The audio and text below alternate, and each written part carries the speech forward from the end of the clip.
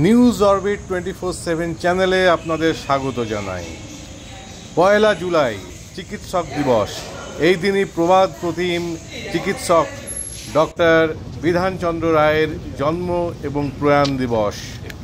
এই দিনটিতে বিশেষভাবে তাঁর প্রতি শ্রদ্ধা জানাচ্ছে নিউজ অরবিট 24/7 চ্যানেল। প্রবাদ প্রতিম চিকিৎসক ডক্টর বিধানচন্দ্র রায়ের চিকিৎসা পদ্ধতি নিয়ে নানান কথা শোনা যায়। তাঁর চিকিৎসা নিয়ে সম্পূর্ণ 2টি নতুন তথ্য নিউজ অরবিট আজ তুলে ধরবে তার দর্শকদের কাছে। এই দিন পুরুলিয়ার সিধু কানু বিরসা বিশ্ববিদ্যালয়ের আইন বিভাগের তরফে একটি কর্মশালা হয়। সেখানেই ডক্টর বিধানচন্দ্র রায়ের চিকিৎসা নিয়ে 2টি নতুন তথ্য শোনান অন্ধ্রপ্রদেশ ও তেলেঙ্গানার প্রাক্তন প্রধান বিচারপতি কল্যাণজ্যোতি সেনগুপ্ত এবং কলকাতা হাইকোর্টের প্রাক্তন বিচারপতি সৌমিত্র পাল। উনি যখন চিফ মিনিস্টার তখন আমার বাবার মামা ছিলেন ডক্টর অনাথ বন্ধু রায়, was the founder of the Bankura Sarvivali Medical College, one of the founder. আমার বাবার মামা ছিল। তো আমার বাবা খুব শিখলি আর খুব শরীর খারাপ। আমার বাবাকে বললেন যে আমি একটা ডক্টর বিধান রায়ের কাছ থেকে একটা অ্যাপয়েন্টমেন্ট করে তুই দেখলে আস। ডক্টর বিধানচন্দ্র রায় সকালবেলায় 6টা থেকে 8টা ফ্রি রুগী দেখতেন তার ওয়েলিংটন বাড়িতে। তো উনি আমার বাবাকে টাইম দিয়েছিলেন। আমার বাবা ছোটবেলা থেকে বড় বড় লোক যেখানে তাও সঙ্গে নিয়ে যেত। তারপরে তুই যাবি ডক্টর বিধানচন্দ্র রায়ের কাছে, আমি যাবো চল। যেমন দেশ থেকে গ্রাম থেকে বাবার সঙ্গে গেলাম, সকালবেলায় গেলাম, ওনার কাছে পৌঁছেছিলাম 6টায়। ওনার কাছে ছোটবেলায় মনে আছে, ডিস্ট্রিক্টলি আমার এখন পরিষ্কার মনে আছে। তারপরে বেল দিতি, তখন ওরা লোকজন এলে বলে উনি জোর মানে ভাত খাই বলে, কে এসেছে কে তাই জিজ্ঞেস করে, দেখো তো কে এসে দেখো, তুমি কাউকে আপনি বলবেন সব তুমি কত বড় যে হোক না। তারপরে উনি বললেন ডক্টর এবি রায়ের ভাগ দিয়েছে। ও ঠিক আছে যাও, আসছে তোমার একটি বাচ্চা ছেড়ে যাও, করে নিয়ে যাও, খেতে দাও, আর বাচ্চাটাকে দুধ খাইব অনেক বলে আছে পরিষ্কার। আমি আমাদের ওপরে নিয়ে গেছি। তখনকার দিনের দোষ বোধ এই সমস্ত দিলেন বা গিয়ে টলার সঙ্গে আমাকে দুধ লোক দিল। খাওয়া হয়ে গেল। উনি তখন সকালে ওনার চেম্বারে নিচে গেলেন, তখন বললে যে ওদের খাওয়া হয়েছে, পাঠিয়ে দাও। তখন আমরা নিচে নেবেন, আমি বাবার পেছনে যাচ্ছি। Because appointment was given in 1962 জানুয়ারিতে। এই বছর উনি মারা গেলেন, সেই জন্য আরো বেশি করে মনে আছে। উনি তারপরে আমার বাবা একটা পর্দা, চেম্বারের একটা পর্দা ছিল, পর্দাটা কিনে ঢুকতে যাচ্ছে, সব করে কেটে উঠলেন আমার বাবা। তখন দেখি উনি তাকালেন, তাকিয়ে দেখে বললেন, ও তুমি ডক্টর এবি রায় ভাই না? বলে হ্যাঁ। শোনো, তুমি ওই বিড়ি খাওয়াটা বন্ধ করো। প্রথমেই বলল বিড়ি খাওয়াটা বন্ধ করো, আর সকালবেলায় উঠে এখন এই সময় কাঁচা বেল পুড়িয়ে খাবে, আর যা ভালো মন্দ মানে মাছ ভাত দিয়ে ওগুলো খেয়ে যাবে, বিড়ি খাওয়াটা বন্ধ করো। আমার বাবা বললেন বিড়ি আমি খাই না স্যার, আমি সিগারেট খাই। ওটা আরো ক্ষতি, বিড়ি খাওয়া তবু ভালো, তার মানে এই নয় যে তুমি বিড়ি খাবে। আমার বাবা বলে মিষ্টি বেশি খেও না, এগুলো সব খাবে আর টেস্ট নেবে, এইটা বললেন। বলার পর তারপরে তখন বললেন যাও, আর এটা যদি তুমি না মানো আমার কথা, তোমার টিভি হবে, কথা বললেন। তারপরে আমার বাবা যা কোনো কথা শুনে যেতাম, দিন 15-20 আমার বাবা সিগারেট খাওয়া সব বন্ধ করেছিল, মানতে ঠিক সময় খেতে ঠিক ছিল। তারপরে দিন 15 পরে জাকার্তায় পুরনো অ্যাড্রেসে পেয়ে গেল, আবার সিগারেট খাওয়া শুরু করবে। পরে ঠিকঠাক নেই, ব্যাস ঠিক তার মাসখানিক করে টিভি টিভি হয়ে যাওয়ার পর তখন আমার বাবা চিঠি লিখলেন, আমার বাবার মামাকে বললেন এই ব্যাপার বলে আমি আর কিছু বলতে পারবো না, তুই যা বলার বল। বাবা দেশের গ্রামে ছুটি নিয়ে ফিরে এলো, যাতে চিঠি দিল যে আমার এগুলো আমার মনে আছে এখন, সেই চিঠিটা কোনো আমার এখনো প্রিজার্ভ করা আছে। পোস্টকার্ডে লিখলেন, বললাম পরে শুরু আপনার পত্র পাইলাম। তিনি একমাত্র লোক এমআরসিপি এফআরসিএস একসঙ্গে করেছে। আপনার তোমার পত্র পাইলাম, উপরওয়ালার ইচ্ছায় যাহা হইবার যা ঘটিবার ঘটিয়াছে, তাহাতে আমারও হাত নাই তোমারও হাত নাই। কাজী যাহা হইবার হইয়াছে, এখন তোমার দরকার আশু চিকিৎসা। তবে এই চিকিৎসা বাড়িতে হইবার কোনো উপায় না, সবে স্টেপটোমাইসিন আবিষ্কার হইয়াছে, তাহা একমাত্র হাসপাতালই ভালো পাওয়া যায়। তোমার দরকার হাসপাতাল। এখন এই হাসপাতাল সব জায়গায় নেই, নতুন হাসপাতাল আমি গড়ে তুলেছি ধুবুলিয়ার মধ্যে। আমি বলিয়া দিয়েছি আমার ওখানে যে সুপারিনটেন্ডেন্টকে বলিয়া দিয়েছি যে তোমায় 70 জন ভর্তি করে নেন, তুমি শীঘ্রই তুমি ওখান হইতে সে হাসপাতালে ভর্তি হওয়ার তুমি পত্র পাইবে। ইতিহাসিকভাবে সেই চিঠি উনি লিখেছিলেন আমার মনে আছে, তখন মে মাসে।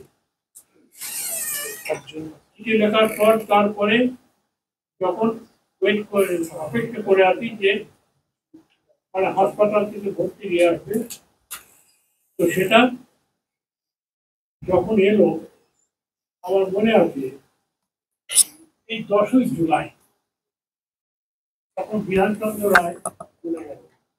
তারপরে এলো সেই চিঠি নিয়ে হাসপাতালে ভর্তি হলো আমার বাবার সুস্থ হলো। এনার সব থেকে চিকিৎসা যেটা ছিল খুব মানে অত্যন্ত দুটো ইনস্ট্যান্ট আমি বলি, এটা আমি শুনেছি সুকুমার সেনগুপ্ত আনন্দবাজারে সাংবাদিক ছিলেন, আর একজন ছিলেন নিমাই ভট্টাচার্য। তার কাছ থেকে শুনেছি ওনার যেটা নিমাই ভট্টাচার্য আনন্দবাজারে কাজ করতেন, তখন উনি বেশ কোন এখন যেমন মুখ্যমন্ত্রী সবাই যেমন মানে মাইকেল সামনে সবাই যায়, এখনকার দিনে এটি নিয়ে দিচ্ছি, তখন তা ছিল না। তখন উনি বলতেন যে স্যার আজকে কোনো খবর আছে, দেশের লোকেরা লাইটাসে ধরেছে, যা জিজ্ঞেস করার আমার প্রেস সেক্রেটারি তোকে জিজ্ঞেস করা, যাও না যাও এটা বলবেন। তো নিমাই ভট্টাচার্য সাহস করে বললেন যে স্যার আপনার সেক্রেটারির কাছ থেকে শোনা একরকম আর আপনার মুখ থেকে শোনা একরকম, লোকে বেশি গুরুত্ব দেবে এই জন্য কে ছোড়া। নিমাই ভট্টাচার্য বললেন নিজের কথা, তিনি আমার বলেছেন কে ছোকরা বললো এদিকে এগিয়ে এসো। তখন উনি সাহস করে গেলেন, ও সব কথা ফটফট করে কিন্তু তোমার শরীরটা তো শেষ করবে, তুমি বাড়ি ফিরে যাচ্ছ। নিমাই ভট্টাচার্যকে ধরে নিয়ে গেলেন, অ্যান্টি চেম্বারে ঢোকালেন, জামা হলো, স্টেথোস্কোপ ধরলেন, ও মনে হচ্ছে টিভি বানিয়েছ, যাও একটা এক্সরে করে নিয়ে এসো। উনি দিলেন এক্সরে করে, এক্সরে ওর সময় এক্সরে চাই, একটু তখনকার দিন এক্সরে 2 টাকা, তার মাথা চুল করছে, কি হলো আমার কাছে 2 টাকা নেই, মাসের শেষ নেই, ঠিক আছে জানো এই জায়গায় যাও 1 টাকায় তুলে দেবে, করে নিজের পকেট থেকে 1 টাকা ওনাকে দিয়ে দেবেন। উনি এক্সরে করে নিয়ে এলেন, এসে দেখলেন, বললেন টিভি হয়েছে, তুমি এক কাজ করো, ওনাকে বললেন নিমাই ভট্টাচার্য বললেন চিকিৎসাটা বলি। What I mean to say, he used to treat the patient according to the effort of the patient, financial effort. That is most important. And easily available diet. তখন চিকিৎসা তো ছিল না, স্টেপটোমাইসিন হয়নি, কিছু হয়নি। কোথায় চাকরি করো? ওরা আনন্দবাজারে। ক টাকা হয়নি পাও? মানে এই 60 টাকা। 60 টাকায় তো বাবা এই চিকিৎসা হবে না, যেটা হয় কাজ করো। কাজ করবে, সকালবেলায় খালি পেটে আমলকি খাবে কাঁচা। আমলকিতে good source of calcium, vitamin C. আর স্প্রাউটেড গ্রাম, অঙ্কুরিত ছোলা খাবে। আর মাছ, ডাল, ভাত যা খাও সেটা খাবে। করার পর তুমি 3 মাস পর এসো। তো উনি সেটা ফলো করেছিলেন। 3 মাস পর এক্সরে করে দেখলেন সব ক্লিয়ার। এই ছিল ওনার চিকিৎসা। তখন স্টেপটোমাইসিন আবিষ্কার হয়নি, অনলি ক্যালসিয়াম আর গুড নিউট্রিশনাল ফুড। ওনার সম্বন্ধে জন এফ কেনেডি ট্রিটমেন্ট সাংঘাতিক বিশ্ববিখ্যাত।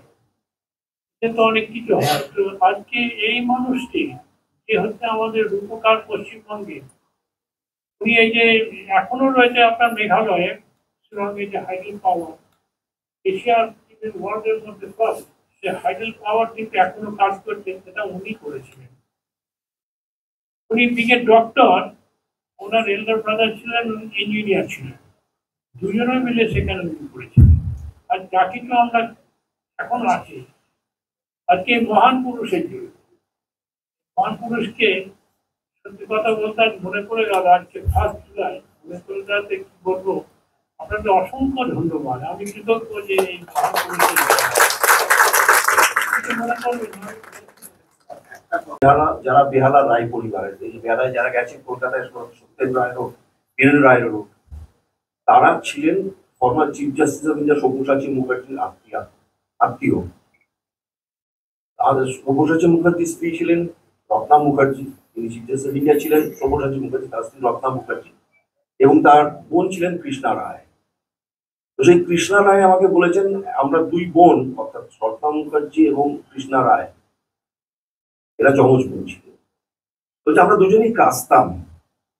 আর একদিন বাবা বললেন, খুব চিনতেন সুদীপ রায়, যিনি আমাদের কোন একটা হাসপাতাল এখানকার কাছে যে ন্যাশনাল মেডিকেল কলেজ, ওর ওই ইয়েতে এনেছিলেন যে তুমি থাকো এর গভর্নিং বডিতে।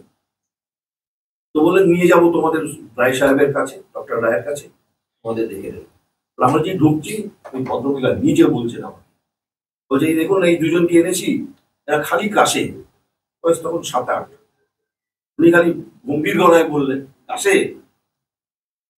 ওই ওষুধ দিলেও 14 বছর পর্যন্ত থাকবে, ওষুধ না দিলেও 14 বছর পর্যন্ত থাকবে, 13-14 পরে কিন্তু থাকবে না। আর একটা এক্সরে করতে পারো, দেখবে বুকের হয়তো এরকম বলেছে, চেস্টের 3-4 নম্বর হাড় দেখা আছে, ওই জন্যই কাশছে। এই ছিল বিধান রায়। এক্সরে করা হলো, দেখা গেল ঠিক যা বলেছিলেন তাই। এবং যেদিন মারা যান, আমরা সকালে রেডিও চলতো আমাদের বাড়িতে, তখন তো রেডিও, বলেন বিধান রায় এইমাত্র চলে গেল।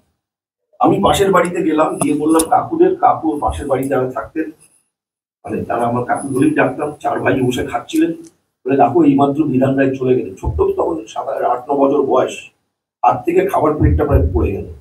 কি বলছিস তুই? বলে হ্যাঁ।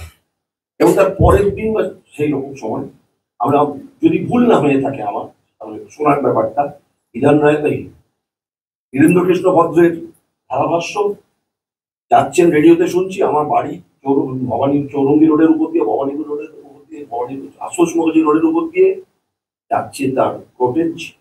হাজার হাজার মানুষ খালি রাস্তায় নেমে এসেছে, তাদেরকেও মিছিল করে ডেকে আনতে হয়নি, হেঁটেছেন। এবং তিনি যে কেওড়াতলায় প্রথম ইলেকট্রিক ক্রিমেটোরিয়াম করেছিলেন, যেখানে শুনলাম কয়েকদিন আগে তার বোনকে প্রথম দাহ করা হয়েছিল, সেই ক্রিমেটোরিয়ামই যেতে দাহ। এই ছিল তার ব্যক্তিত্ব। আজও তাকে আমরা বুঝতে পারিনি, তাকে আর